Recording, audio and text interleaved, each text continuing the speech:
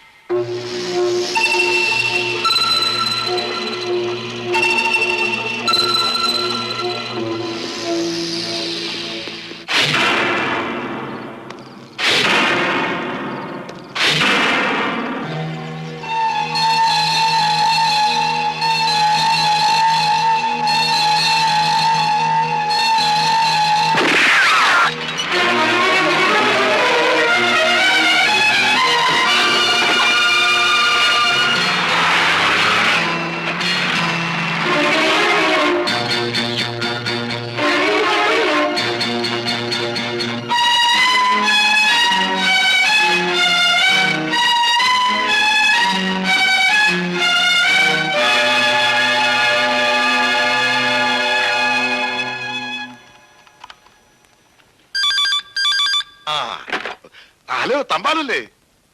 ഞാൻ സൂസനാണ്. സൂസൻ? എന്താ എന്താ ഈ നേരത്ത്? എന്തെങ്കിലും പ്രശ്നമുണ്ടോ? ഏയ്, എന്ത് പ്രശ്നം? Everything is normal here. Lawrence ഉറങ്ങിയില്ലേ? ഞാൻ നല്ല ഡീപ് സ്ലീപ്പ് ആയിരുന്നു. 2 ബെല്ലടിച്ചപ്പോഴേ ലോറൻസ് ഫോൺ എടുത്തല്ലോ. ഈയിടെയായിട്ട് ഉറക്കം കുറവാണല്ലേ? അതെ അതെ, yes yes. Are you smoking? അതെ അതെ, യെസ് യെസ് യെസ്. ഇത്ര പെട്ടെന്ന് എങ്ങനെ സിഗരറ്റിന് തീ കൊളുത്തി? അതെ, ഞാൻ ഉറങ്ങുന്ന മുമ്പ് സിഗരറ്റ് കെടുത്താൻ മറന്നുപോയതാ. കെട്ടുപോവില്ലേ? 11 മണിക്കേ ഉറങ്ങാൻ കിടന്നല്ലേ? സൂസൻ, എന്താ ഈ നേരത്ത് പതിവില്ലാത്ത ചോദ്യങ്ങളൊക്കെ? ഒന്നുമില്ല. ഞാനൊരു ദുസ്വപ്നം കണ്ടു. ആരോ എന്നെ കൊല്ലാൻ വരുന്നു. ഒരു ഗൺമാൻ. ചാടി എണീറ്റ് നോക്കിയപ്പോഴത്തേക്കും സംഗതി സത്യമായിരുന്നു. ജനാലിൽ ഒരാളുടെ രൂപം. ശബ്ദം കേട്ട അയാൾ ഓടി. അല്ലാതെ പേടിച്ചു. ഒരാശ്വാസത്തിന് അരുണിന്റെ ശബ്ദം ഒന്ന് കേൾക്കണമെന്ന് തോന്നി. അവൻ ഉറങ്ങിയോ? അവൻ ഉറങ്ങി. നല്ല ഉറക്കമാ. വിളിക്കണോ? വേണ്ട.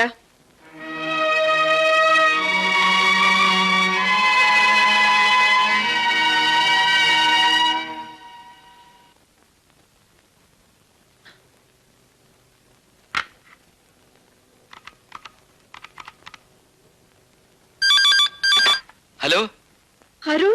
യെസ് മമ്മ.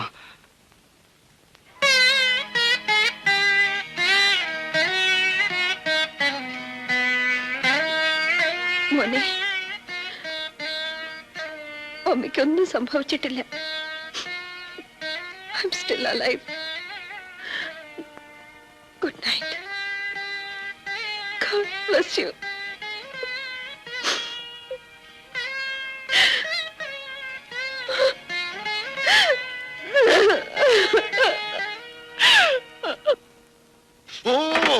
നീ എന്റെ രക്തത്തിൽ തന്നെ പറഞ്ഞോടാ പരതാറി.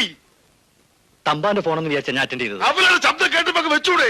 മമ്മയുടെ സൗണ്ട് കേട്ടപ്പോ പെട്ടെന്നൊരു ടങ് സ്ലിപ്പ്. Tongue slip? ചത്തുപോയതിന്റെ തള്ളയുടെ തേങ്ങ കൊല. എടാ, നമ്മൾ രണ്ടുപേരും കൂടിയുള്ള ഒത്തുകളിയാണ് നമുക്ക് ക്ലീൻ ആയിട്ട് മനസ്സിലായില്ലേ?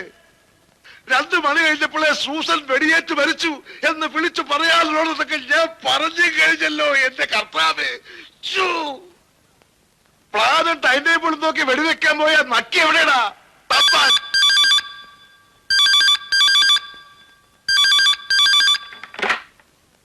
സാർ, ഞാൻ തമ്പാനാണ്. സംഗതി സക്സസ്. സത്യമാണോടാ നീ പറയുന്നേ?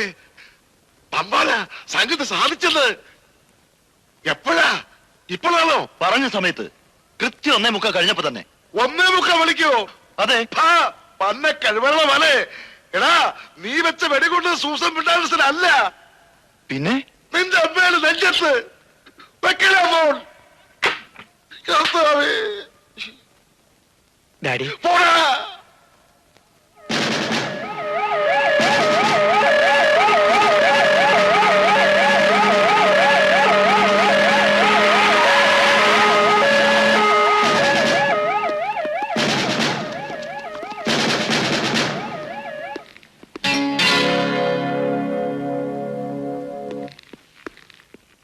Good evening madam. Good evening madam. Good evening അല്ല, ഗുഡ് മോർണിംഗ്. മണി 3 കഴിഞ്ഞു. സൂസൻ ഫെർണാണ്ടസിനെ ഒരു അജ്ഞാതൻ രാത്രി 2 മണിക്ക് വെടിവെച്ചു കൊന്നുവെന്ന് സ്റ്റേഷനിലേക്കാരോ വിളിച്ചു പറഞ്ഞു അല്ലേ? Madam, yes. ചത്തില്ല, ആംബുലൻസ് വേസ്റ്റ്. പോസ്റ്റ്മോർട്ടത്തിനുള്ള സെറ്റപ്പ് ഒക്കെ റെഡിയായി കാണുമല്ലോ? യെസ്. അതും വേസ്റ്റ്. പ്രതികളെ പൊക്കി കാണുമല്ലോ? നോബിൾ, ശിവൻകുട്ടി, പുളുമണി അല്ലേ? Yes madam. അതാണ് ക്രിമിനൽ വേസ്റ്റ്.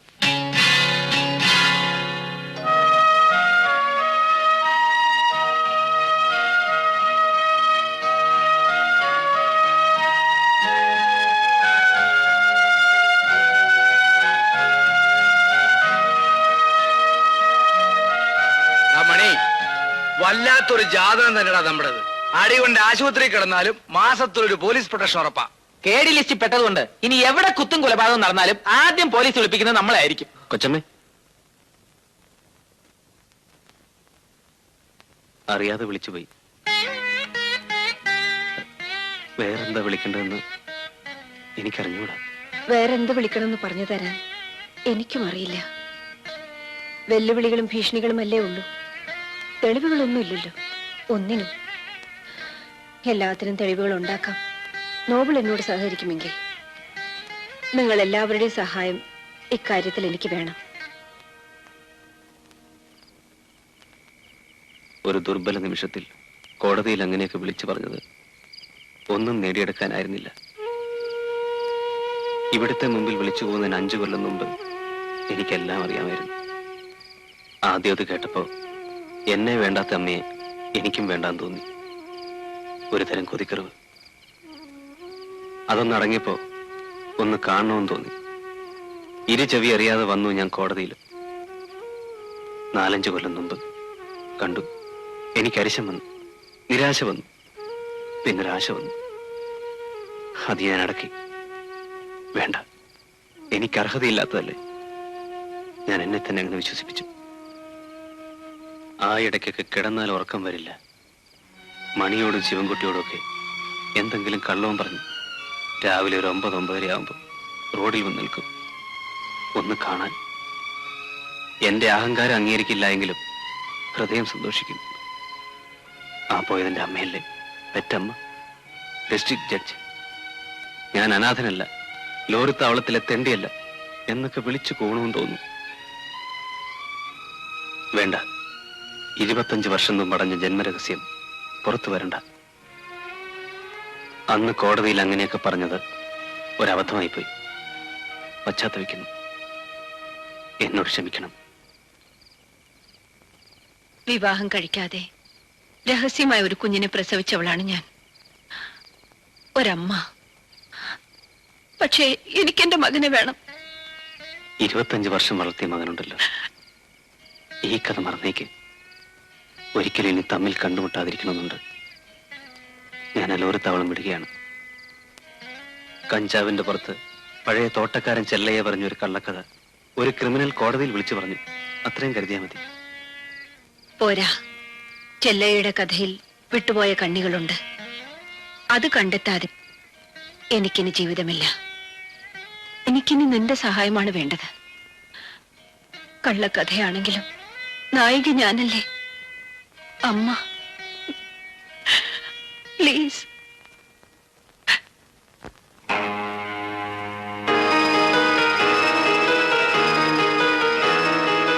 പറയൂ, ആരാണ് ആ കുഞ്ഞിനെ നിങ്ങളെ ഏൽപ്പിച്ചത്? ശരിയാവുമ്മ. കള്ളം പറയരുത്. നിങ്ങളുടെ മകൻ ഒരാപത്തും വരില്ല. Lawrence sir. കൂടെ ഉണ്ടായിരുന്ന രണ്ടാമൻ, കുട്ടിയുമായി നിങ്ങളെ പുഴക്കരയിൽ കൊണ്ടുവിട്ടയാൾ തമ്പാൻ അല്ലേ? ലേബർ റൂമിൽ നിന്ന് എന്നെ റൂമിലേക്ക് കൊണ്ടുപോയപ്പോൾ എനിക്ക് നല്ല ബോധമുണ്ടായിരുന്നില്ല. ബോധം തെളിഞ്ഞപ്പോ എന്റെ കുഞ്ഞ് എന്റെ അരികിലുണ്ടായിരുന്നു. അവന്റെ കണ്ണുകൾ, മുഖം, ശബ്ദം ഒന്നും എനിക്ക് മാറിപ്പോയിട്ടില്ല. അവൻ വളർന്നു. അരുൺ. ഈ ലോറൻസ് എന്ന് പറയുന്ന കക്ഷി അടുത്ത ബന്ധുവാണ്. Second cousin. അവർ സാമ്പത്തികമായി വളരെ മോശമായിരുന്നു. ചെറുപ്പം മുതലേ എന്റെ വീട്ടുകാരാണ് അവരെ നോക്കിയിരുന്നത്. അദ്ദേഹത്തിന്റെ ഭാര്യ അന്നാമ. അവരെങ്ങനെ മരിച്ചത്? മഞ്ഞപ്പിത്തവും മറ്റായിരുന്നു. പക്ഷെ ഒരു സ്ട്രേഞ്ച് കോയിൻസിഡൻസ്. ഞാൻ പ്രസവിച്ച അന്ന് തന്നെയാണ് അവര് മരിച്ചത്. ആ, ഇപ്പൊ സംഗതിയുടെ കിടപ്പ് മനസ്സിലായില്ലേ? സംഭവം മനസ്സിലായി. പക്ഷെ എല്ലാറ്റിനും തെളിവുകൾ വേണമെന്നല്ലേ ജഡ്ജമ്മ പറയുന്നത്? അതൊക്കെ സംഘടിപ്പിക്കാം. നമുക്ക് ബാംഗ്ലൂർ വരെ ഒന്ന് പോകേണ്ടി വരും. എന്തിന്? ആ കേസ് കൈകാര്യം ചെയ്ത ഡോക്ടറെ ഒന്ന് കാണാൻ. അതിന് ബാംഗ്ലൂർ വരെ പോകേണ്ട ആവശ്യമില്ല. ഡോക്ടർ ജോൺ സക്കറിയ ഇപ്പൊ ഈ നാട്ടിൽ തന്നെ ഉണ്ട്.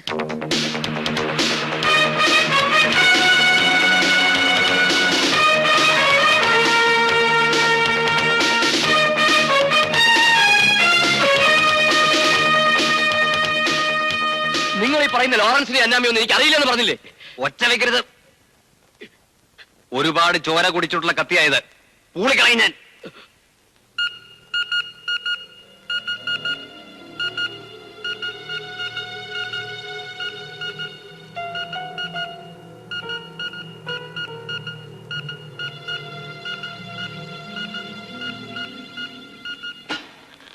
മിസ്റ്റർ ലോറൻസ്, അന്നമ്മ വളരെ അനീമിക്കാണ്. ഈ സ്റ്റേജിൽ ഒരു സിസേറിയൻ അവർക്ക് താങ്ങാൻ കഴിയില്ല. അവരുടെ ജീവന്റെ കാര്യത്തിൽ എനിക്കൊരു ഗ്യാരണ്ടിയും പറയാൻ പറ്റില്ല. കർത്താവിന്റെ നിശ്ചയം അങ്ങനെയാണെങ്കിൽ പിന്നെ ഞാൻ എന്തോ പറയാനാ. പക്ഷെ കൊച്ചിന്റെ കാര്യത്തിൽ താൻ ഗ്യാരണ്ടി പറഞ്ഞേ ഒക്കൂ.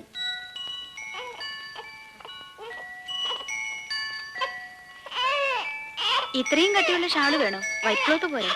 പോരാ, സൂസൻ ഫെർണാണ്ടസ് നാടകത്തിൽ സ്പെഷ്യൽ ഓർഡറാ.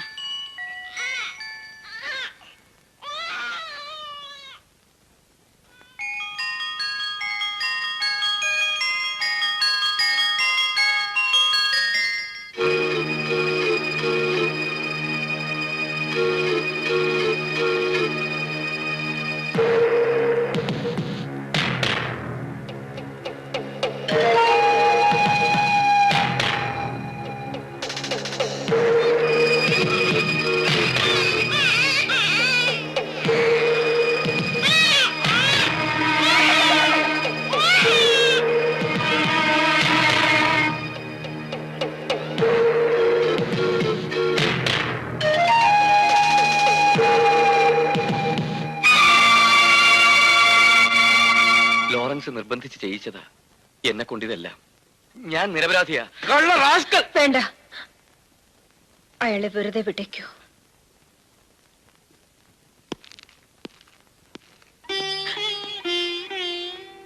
നോക്കണ്ട, എന്റെ ജോലി തീർന്നു.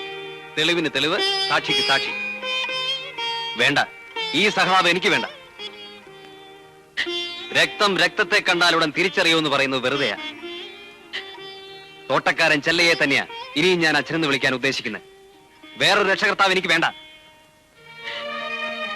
നമ്മൾ ഇനി ഒരിക്കലും കണ്ടുമുട്ടില്ല, ഒരിക്കലും. ജീവിത കഥകളൊന്നും പാതിയിൽ നിന്ന് പോകാൻ ദൈവം അനുവദിക്കില്ല. നമ്മൾ ഇനിയും കാണും. സത്യം. വേണ്ട, നിങ്ങളുടെ പാപത്തിന്റെ കഥ ഇന്ന് ഇവിടെ വെച്ച് അവസാനിച്ചായി കൂട്ടിക്കൊള്ളൂ.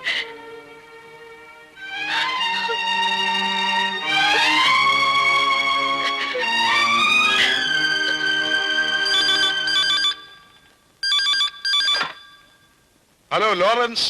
ഞാനാ. Doctor John Zachariah. എന്തൊക്കെയുണ്ടോ വിശേഷങ്ങൾ? താ ചത്തില്ലേ? ഇല്ല, ബോധം കെട്ടതേ ഉള്ളൂ. എന്തു പറ്റിടൂ?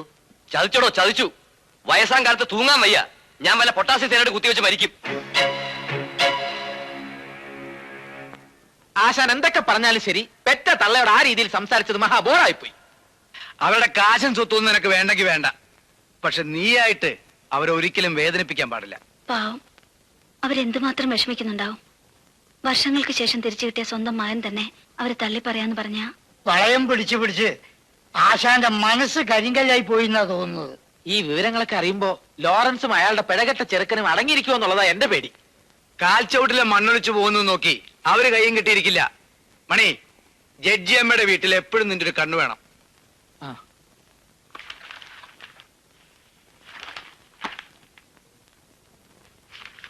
ആ മത്തായി ചേട്ടാ, എന്തോ ഒരു കടുങ്കാപ്പി വേണം. ഈ നേരത്ത് കടുങ്കാപ്പി കുടിച്ചാ ഉറക്കം വരുമോ കുഞ്ഞേ? ഉറക്കം വരാതിരിക്കാനാ. ആ, എന്ത് പറയാൻ ഈ നേരത്ത്.